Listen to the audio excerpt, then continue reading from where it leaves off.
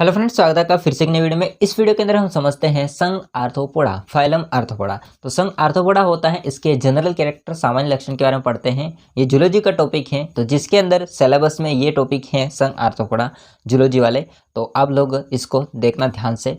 और संघ आर्थ्रोपोडा के ऊपर जितने भी, मतलब मैं नाम बोल देता हूँ: प्रोटोजोआ, पोरिफेरा, सिलेंटेटा, टिनोफेरा, प्लेटिहेल्मिंथिस, एस्केल्मिंथिस, एनलिडा और आर्थ्रोपोडा। तो एनलिडा तक मैंने वीडियो बना रखा है, तो आप लोग देख लेना। इसके बाद है आर्थ्रोपोडा। तो आर्थ्रोपोडा के सामान्य लक्षण प्लस वर्गीकरण, तो वर्गीकरण नेक्स्ट वीडियो पढ़ाऊंगा। इसमें हम कोशिश करते हैं, तो इस वीडियो में इसके सामान्य लक्षण को हम अच्छे से समझने की कोशिश करते हैं, ट्रिक से समझने की कोशिश करते हैं। तो वीडियो को एंड तक देखना। चलिए हम स्टार्ट करते हैं। देखिए, हम बात करते हैं दोस्तों संघ आर्थ्रोपोडा की। आर्थ्रोपोडा को आपको एक ट्रिक है, वो क्या है, छोटी सी, हालांकि कोई बड़ी नहीं है। ट्रिक है 786। आपको नंबर याद रखने। आर्थ्रोपोडा नाम आते ही आपके दिमाग में आ जाना चाहिए भाई साहब, क्या, 786। अब ये क्या चीज़ होता है, देखो, 7 का मतलब होता है सामान्य लक्षण, मतलब आपको 7 सामान्य लक्षण याद रखने होंगे। किसके? संघ आर्थ्रोपोडा के। 8 का मतलब होता है विशेष लक्षण, है ना, विशेष लक्षण।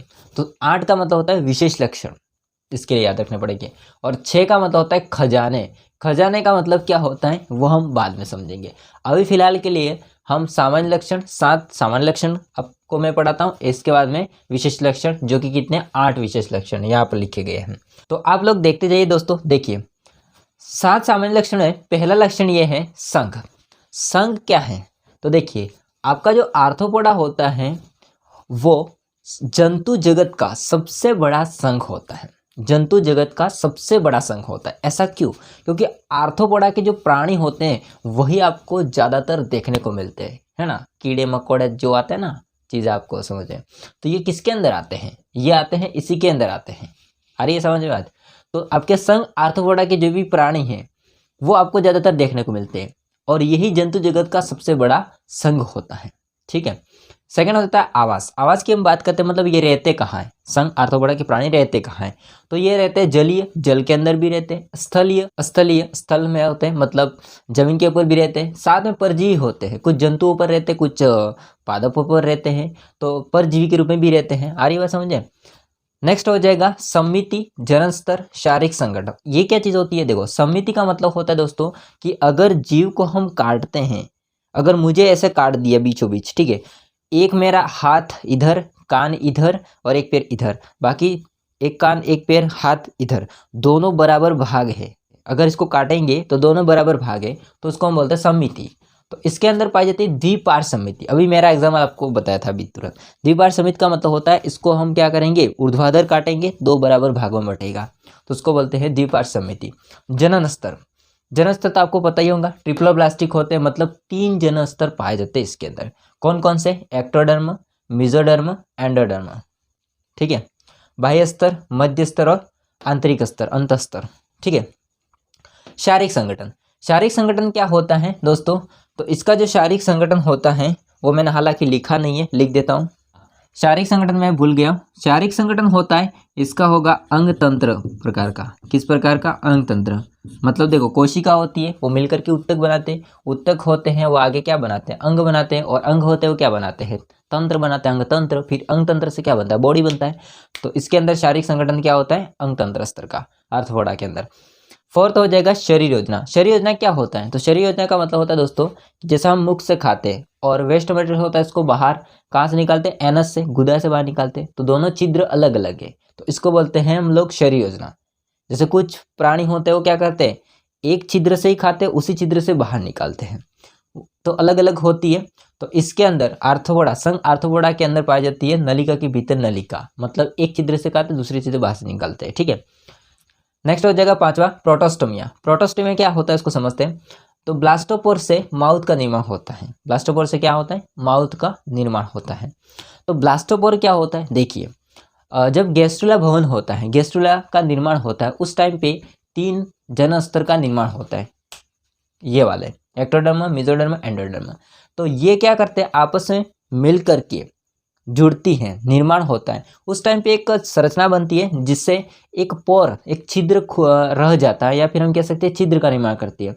वो छिद्र कहलाता है ब्लास्टोपोर। और वो ब्लास्टोपोर या तो मुख का निर्माण कर सकता है, गुदा का निर्माण कर सकता है। यदि ब्लास्टोपोर से अगर मुख बनता है तो उसको बोलते हैं प्रोटोस्टोमिया, गुदा प्लस मुख का उत्पत्ति, जिसमें अगर ब्लास्टोपोर से माउथ का निर्माण होता है तो वो प्राणी प्रोटोस्टोमिया प्राणी कहलाते हैं। और एनस का निर्माण होता है तो उसको ड्यूट्रोस्टोमिया बोलते हैं। ठीक है, छठा हो जाएगा खंडीभवन। खंडीभवन की हम बात करते हैं तो वास्तविक खंडीभवन पाया जाता है। जैसा हमारे अंदर भी वास्तविक खंडीभवन पाया जाता है, इसका मतलब क्या कि जैसे हमारी अंगुली है, इसमें ये आपका खंड है, मतलब एक भाग है, ये मुड़ रही है ना, तो मतलब खंड है, एक इस प्रकार से खंड है। अब आप देखोगे तो बाहर यहाँ पर आपको दिख रहा है ना, कटा हुआ, तो अंदर भी वही है, इसलिए ये मुड़ रहा है। लेकिन कुछ में क्या होता है, जहाँ वो दिखता है, जैसे ये प्राणी है, ठीक है, इसका ये खंड है, बाहर तो आपको यहाँ दिख रहा है, लेकिन अंदर आप जाके देखोगे तो खंड यहाँ पर मिलेगा, तो वो फिर मुड़ेगा नहीं। आ रही बात समझे? तो जिनके अंदर अगर जैसे दिखता है बाहर खंड, वैसा वैसा अंदर भी है, तो वो मुड़ता है, तो उसको बोलते हैं वास्तविक खंडीभवन। और सातवां हो जाएगा सीलोम। सीलोम की हम बात करते हैं तो वास्तविक सीलोम पाई जाती है, सीलोम, वास्तविक सीलोम पाई जाती है। और वास्तविक के अंदर भी दो होते हैं, जिसमें से इसके अंदर साइजियोसीलोम पाई जाती है। कौन सी पाई जाती है? साइजियोसीलोम पाई जाती है। आ रही बात समझे? तो सीलोम क्या होती है, अगर आपको पूछा जाए तो देह भित्ति और आहार नाल के बीच का जो अवकाश होता है उसको बोलते हैं सीलोम। क्या बोलते हैं दोस्तों? सीलोम बोलते हैं। आ रही बात समझे? हाँ, तो ये तो हो गए आपके 7 सामान्य लक्षण। अब हम समझते हैं 8 विशेष लक्षण। तो विशेष लक्षण क्या है उसको समझते हैं। देखो दोस्तों, यहाँ पर एक बात मैं क्लियर कर देता हूँ। संघ आर्थ्रोपोडा, आर्थ्रोपोडा कोई प्राणी का नाम नहीं है, आर्थ्रोपोडा एक समूह का नाम है, एक संघ का नाम है। और इसके अंदर भी आपको उपसंघ, वर्ग, है ना, उपवर्ग, गण, तो ये सब बहुत सारे आपको मिलेंगे। और उसके अंदर आपको प्राणी अलग अलग मिलेंगे। जैसे आपको एक मैं वर्ड बताता, समाज। समाज क्या है? एक मतलब नाम है। और समाज के अंदर क्या आता है? परिवार। परिवार के अंदर लोग आते हैं। तो इस टाइप से तो संघ, आर्थ्रोपोडा, आर्थ्रोपोडा किसी प्राणी का नाम नहीं है, ये ध्यान रखना। कई भी बच्चे ऐसे समझते हैं आर्थ्रोपोडा मतलब प्राणी। हाँ, तो 8 हो जाएंगे विशेष लक्षण। विशेष लक्षण हम समझते हैं। फर्स्ट, शरीर सिर वक्ष उदर में बटा होता है। 3 भागों में इनका शरीर होता है, वो बटा होता है। संघ आर्थ्रोपोडा के प्राणियों के अंदर जो शरीर होता है वो 3 भागों के अंदर बटा होता है। एक तो सिर, है ना, वक्ष और उदर में बटा होता है। सेकेंड, सिर अस्पष्ट होता है, मतलब स्पष्ट का मतलब कह सकते हैं विकसित। एंड साथ में संवेदांग युक्त होता है, इनके अंदर संवेदांग युक्त होते हैं, है ना, संवेदनाएं होती है, संवेदनाएं युक्त होते हैं। सरल नेत्र होते हैं, साथ में संयुक्त नेत्र भी होते हैं, जुड़े हुए नेत्र भी होते हैं। तो सरल नेत्र भी होते हैं और संयुक्त नेत्र भी होते हैं। और उन संयुक्त नेत्रों के अंदर दोस्तों 2000 आमेटिडा के बने होते हैं। मतलब जो संयुक्त नेत्र होते हैं वो किसके बने होते हैं? 2000 ओमेटिडा के बने होते हैं संयुक्त नेत्र। ठीक है, नेक्स्ट हो जाएगा स्टेटोसिस्ट। स्टेटोसिस्ट क्या होता है? तो ये एक पार्ट होता है जो कि संतुलन करने का काम करता है। किसका काम करता है? संतुलन करने का काम करता है।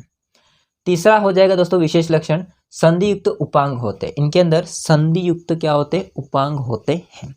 नेक्स्ट हो जाएगा फोर्थ लक्षण, विशेष लक्षण, बहिकंकाल होता है, बाहरी कंकाल।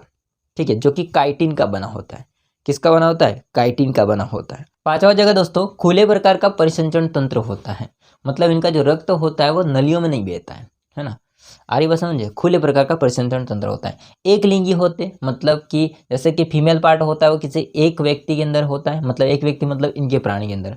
और मादा पार्ट होता है वो उसके एक प्राणी के अंदर। मतलब दोनों जननांग होते हैं वो एक प्राणी के अंदर नहीं होते, अलग अलग होते। सिंपल सी बात, एक लिंगी होते हैं, एक लिंगी प्राणी होते हैं। लैंगिक दृढ़ता पाई जाती है। लैंगिक दृढ़ता का मतलब होता है कि अगर हम देखते हैं किसी प्राणी को तो हम इसको पहचान सकते हैं कि भाई साहब ये नर है या मादा है। तो बाहरी रूप से हम देख करके पहचान सकते हैं कि वो फीमेल है या मेल है। ओके, तो इसको हम बोलते हैं लैंगिक दृढ़ता। सातवां हो जाएगा सामान्य अनिश्चित जनन होता है। इनके अंदर संघ आर्थ्रोपोडा के अंदर सामान्यतः अनिश्चित जनन होता है, निषेचन नहीं होता है। और कुछ के अंदर लैंगिक जनन भी होता है, कुछ के अंदर लैंगिक जनन भी होता है, जिसमें गैमेट बनेंगे तो निषेचन होता है इस प्रकार से। आठवां हो जाएगा प्रथम बार पेशियों का जो निर्माण होता है वो इस संघ में होता है। दोस्तों लास्ट पॉइंट होता है वेरी वेरी इंपॉर्टेंट है। अगर आपको पूछ लिया जाए कि सबसे पहले पेशियों का निर्माण, है ना, पेशियाँ होता है, मसल्स का निर्माण किस संघ में हुआ है? तो सबसे पहले जो पेशियों का निर्माण हुआ है वो हुआ आर्थ्रोपोडा में। किस में हुआ है? आर्थ्रोपोडा संघ में हुआ है। तो ये तो हो गए 7 सामान्य लक्षण और वो हो गए आपके 8 विशेष लक्षण। बचे हैं 6 खजाने। तो 6 खजाने कौन कौन से वो हम देखते हैं। आप लोग स्क्रीनशॉट ले लो नोट्स बनाने तो। हाँ दोस्तों, अब हम समझते हैं 6 खजाने। 6 खजाने कौन कौन से वो हम समझ लेते हैं। अब यहाँ पर खजाने का मतलब कुछ जमीन से खजाने नहीं निकल रहे। ओके, ये क्या चीज़ होती है? मतलब आर्थ्रोपोडा होते हैं उसके अंदर कुछ ऐसी बातें हैं जो खजाने जैसे है ना। तो 6 खजाने कौन कौन से उसको समझ लेते हैं हम लोग। तो पहला हम बात करेंगे दोस्तों फर्स्ट खजाने की, तो वो क्या है देखिए। संघ आर्थ्रोपोडा के अंदर जो भी प्राणी है जैसे कि केकड़ा, झींगा, मक्खी, बिच्छू, रीक, माउट, तो ये जो चीज़ें हैं मतलब ये जो प्राणी हैं उनके अंदर शतपादी पैर होते हैं। किस टाइप के पैर होते हैं? शतपादी पैर होते हैं, सेंट्रीपीडी होते हैं। एंड सहस्त्रपादी यानी कि मिलीपीड होते हैं। सहस्त्रपादी यानी कि मिलीपीड होते हैं और इसका एग्जांपल है जुलूस। तो जुलूस के अंदर किस टाइप के पैर होते हैं? सहस्त्रपादी होता है या मिलीपीड होता है। अगला हो जाएगा दोस्तों दूसरा, मुखांक को लेकर के बात हो रही है। अब यहाँ पर मजेदार बात है, इसको ध्यान समझना। मुखांक को लेकर बात हो रही है। दूसरा खजाना देखिए, कॉकरोच, टिड्डा, दीमक, कैटरपिलर।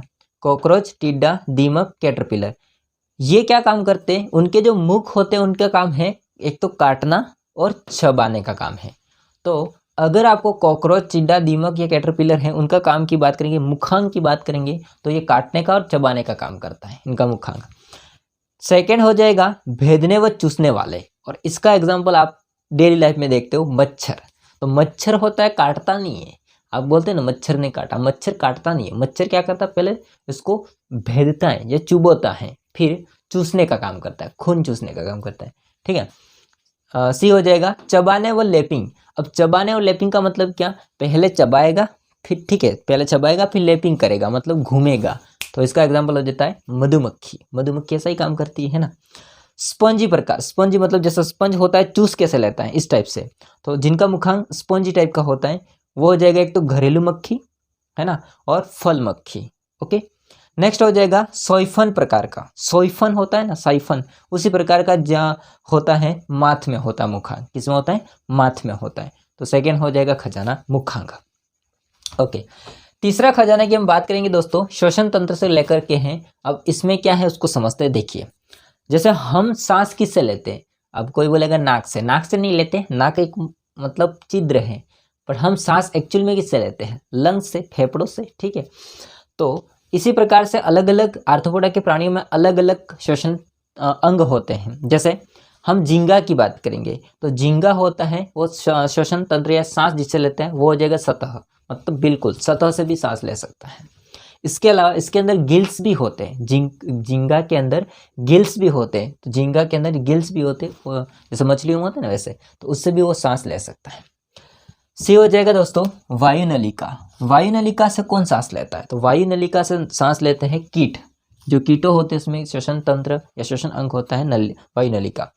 बुक लंग्स, तो बुक लंग्स के माध्यम से कौन सांस लेता है? तो ये बिच्छू सांस लेता है। तो बिच्छू किससे सांस लेता है? बुक लंग्स से।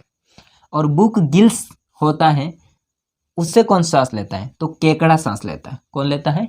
केकड़ा सांस लेता है। ठीक है, तो हो जाएगा तीसरा आपका खजाना श्वसन तंत्र। फोर्थ खजाना हो जाएगा दोस्तों रक्त, ब्लड। तो जो आपका आर्थ्रोपोडा के प्राणी हैं उनमें आपको रक्त 2 टाइप के मिलेंगे। एक तो आपको मिलेगा दोस्तों श्वेत रक्त, और श्वेत रक्त के लिए जो वर्णक होता है, या श्वेत रक्त किस वर्ण के कारण से होता है?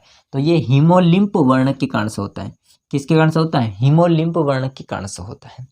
एंड सेकेंड हो जाएगा नीला रक्त, और नीला रक्त किसके कारण से होता है? हीमोसाइनिन, और हीमोसाइनिन के अंदर कॉपर होता है, इसके कारण से ये रक्त नीला होता है। नेक्स्ट खजाना हो जाएगा दोस्तों पांचवा खजाना उत्सर्जन। उत्सर्जन, जैसे हम उत्सर्जन किससे करते हैं? किडनी। ठीक है, उसी प्रकार से उत्सर्जन की हम बात करेंगे दोस्तों, तो अलग अलग आर्थ्रोपोडा के प्राणियों में अलग अलग श्वसन जिस टाइप से अंग थे उसी टाइप से उत्सर्जन अंग भी होते हैं। ठीक है, जैसे फर्स्ट हम बात करेंगे एंटीनरी, मैक्सिलरी और ग्रीन ग्रंथि। उनके द्वारा जो उत्सर्जन करता है वो कौन करता है? तो ये करता है क्रिस्टेशिमा। एक प्राणी है जिसका नाम है क्रिस्टेशिमा। तो क्रिस्टेशिमा होता है वो किसके द्वारा उत्सर्जन करता है? एंटीनरी मैक्सिलरी ग्रीन ग्रंथियों के द्वारा उत्सर्जन करता है। सेकंड हो जाता है दोस्तों कॉक्सल ग्रंथियां। तो कॉक्सल ग्रंथियों के द्वारा उत्सर्जन करने वाला प्राणी है आपका बिच्छू। तो बिच्छू किससे करता है? कॉक्सल ग्रंथियों के द्वारा। एंड मेल्पी की नलिका के द्वारा जो उत्सर्जन करता है वो करते हैं कीट। तो कीट जितने भी हैं वो मेल्पी की नलिका के द्वारा उत्सर्जन करते हैं। दोस्तों एक बात ये है कि जो स्थलीय होते हैं, जो स्थलीय प्राणी होते हैं वो उत्सर्जन पदार्थ क्या बाहर निकालते हैं? तो जो स्थलीय होते हैं दोस्तों वो यूरिक एसिड बाहर निकालते हैं। नहीं दिखाई दे रहा, देख लो, यूरिक एसिड बाहर निकालते हैं, लिखा हुआ। एंड बात है जलीय जो प्राणी होते हैं, जल के अंदर जो रहते हैं, वो अमोनिया बाहर निकालते हैं उत्सर्जन के रूप में। अमोनिया मतलब NH3। Okay. And last and final जो खजाना है वो है निषेचन। तो निषेचन की हम बात करेंगे दोस्तों, तो आर्थ्रोपोडा के जो प्राणी हैं जो स्थलीय हैं, जो जमीन पर रहते हैं, उनका निषेचन आंतरिक होता है। एंड जो जल के अंदर रहते हैं उनका बाह्य निषेचन होता है। ठीक है, तो बाह्य निषेचन जल के अंदर रहेंगे तो वो अपना जो गैमेट्स होते हैं, है ना, उसको छोड़ देंगे पानी के अंदर, और पानी के अंदर ही क्या होता है? बाह्य निषेचन होता है। और इस प्रकार से जाइगोट बनेगा वगैरह आगे होगा। दोस्तों तो ये थे हमने पढ़े संघ आर्थ्रोपोडा के सामान्य लक्षण, जो कि है 786, यानी कि 7 आपके सामान्य लक्षण, 8 विशेष लक्षण और 6 खजाने, या फिर आपको हो इनके अंदर जो विशेष बात है वो। ओके, तो आई होप को सारा समझ में आया होगा। कुछ भी डाउट है तो कमेंट करके बताइएगा, और अगले वीडियो में इस संघ आर्थ्रोपोडा का क्लासिफिकेशन आ जाएगा। तो ये वीडियो कैसा लगा कमेंट करके बताइएगा। वीडियो अच्छा लगा हो तो लाइक करना, चैनल को सब्सक्राइब नहीं कर देना। मिलते हैं इस वीडियो में, तब तक के लिए जय हिंद, वंदे मातरम। स्क्रीनशॉट ले लो।